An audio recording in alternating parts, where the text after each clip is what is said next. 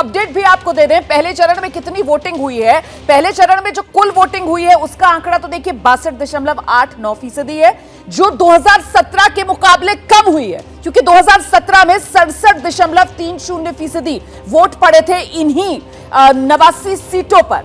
और साथ ही आप ये भी जान लीजिए ताजा आंकड़ा, सबसे ज्यादा जो वोटिंग हुई है गुजरात में वो तापी में हुई है। दक्षिण गुजरात में ये जिला आता है तापी, 2 विधानसभा सीटें इसमें पड़ती हैं। और जो सबसे कम वोट पड़े हैं वो बोटाड में और अमरेली में 58% के आसपास यहां पर वोटिंग हुई है। तो कुल मिलाकर ये पूरी तस्वीर पहले चरण की वोटिंग की, जिसमें जो कुल वोट प्रतिशत रहा है वो 63% के आसपास रहा है। 89 सीटों का ये लेखा जोखा। हम सीधे आपको एक बार लेकर चलते हैं, तमाम जो राजनीतिक मेहमान हैं वो भी हमारे साथ मौजूद हैं। अब जरा बीजेपी की तरफ से राजीव जेटली जी जो हमारे साथ मौजूद है उन्हीं से रिएक्शन लेते हैं।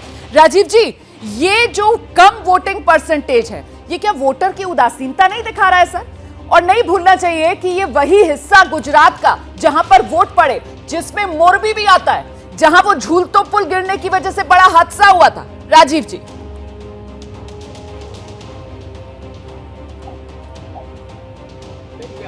प्रश्न में ही आपका उत्तर है मुझे लगता है, क्योंकि जब भी कहते हैं कि ज्यादा वोटिंग परसेंटेज हुई है तो आपकी खिलाफत हो रही है, कम हुई है तो उदासीनता है। ये भी कह सकते हैं कि कम हुई है या ज्यादा हुई है, खैर ये तो मैं नहीं बता सकता क्योंकि इलेक्शन कमीशन ने बताना है, उनकी वजहें कह रही हैं। लेकिन मैं एक बात बताना चाहता हूँ, ये जो बात कही जा रही है कि हम बार बार 24/7 चुनावी बोर्ड में रहते हैं।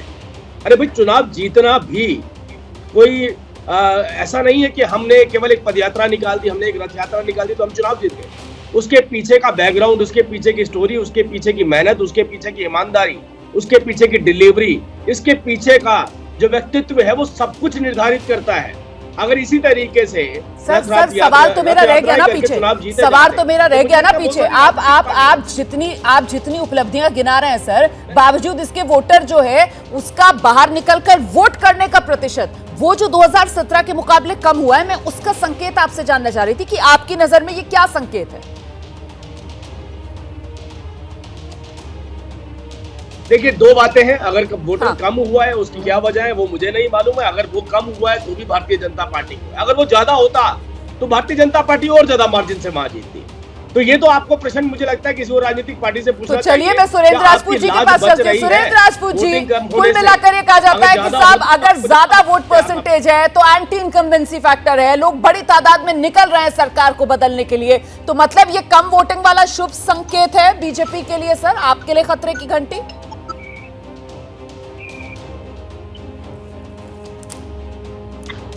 रोमाना, आप तो बहुत अच्छी चुनाव विश्लेषक भी हैं। आपको याद होगा दक्षिण गुजरात में जहां बीजेपी को बहुत अच्छा, सूरत में इन्होंने 16 में से 14 सीटें जीती।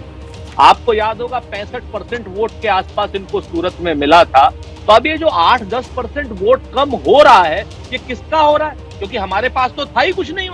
तो जो भी वोट कम होगा वो इन्हीं का होगा, इसमें कहीं कोई दो राय नहीं, नंबर 1। और ना ही हम तो चाहते हैं कि वोटिंग परसेंटेज 100% हो। और साथ में अब आप देखिए भारतीय जनता पार्टी की परेशानी का और नरेंद्र मोदी जी के पसीने का कारण 50 किलोमीटर के रोड शो में जिस तरीके से आप लोग हंगामा काट रहे हैं और 2250 किलोमीटर की पदयात्रा को कुछ नहीं कह पा रहे हैं, ये मुख्य कारण है कि इतना सब कुछ होते हुए, इतना कनेक्ट कराने की जरूरत होते हुए भी नरेंद्र मोदी जी वहां वोटिंग परसेंटेज अपने पक्ष में नहीं बढ़ा पा रहे हैं।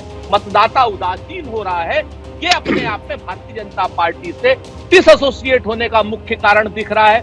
ये अपने आप में नरेंद्र मोदी जी का चेहरा खत्म होता जा रहा है, इसीलिए वहां योगी जी को बुलाया जा रहा है। चलिए सर, समय इतना ही है मेरे पास आगे के एजेंडा में फिलहाल आप लोगों से चर्चा करने का। बहुत शुक्रिया आप सभी का मेरे साथ जुड़ने के लिए। तो कुल मिलाकर ये वोटिंग परसेंटेज फर्स्ट फेज में जो कम हुआ है उसको अपने अपने हिसाब से किस तरीके से इंटरप्रेट कर रही हैं पॉलिटिकल पार्टीज, वो भी आपने सुन लिया। कम तो हुआ है। 2017 की अगर बात की जाए तो इन्हीं 89 सीट्स पर दक्षिण गुजरात और सौराष्ट्र कच्छ के एरिया में 67.30% वोट पड़ा था, और इस बार 2022 में सिर्फ 63% के आसपास वोट पड़ा है। मतलब 5% के आसपास का ये फासला कम हुई है इस बार वोटिंग।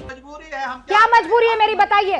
मैं अभी आपको बताती हूँ कि मैंने ओए होए होए होए, नमकीन के चटकारे लेते हुए टकटकी मार के डिबेट शो को पॉज रिपीट कर करके देख रहे हैं जोगिंदर जी। इनकी तरह आप भी देखें अपनी फेवरेट डिबेट्स को रिपीट कर, और डाउनलोड कीजिए एबीपी लाइव ऐप अपने स्मार्ट टीवी पर।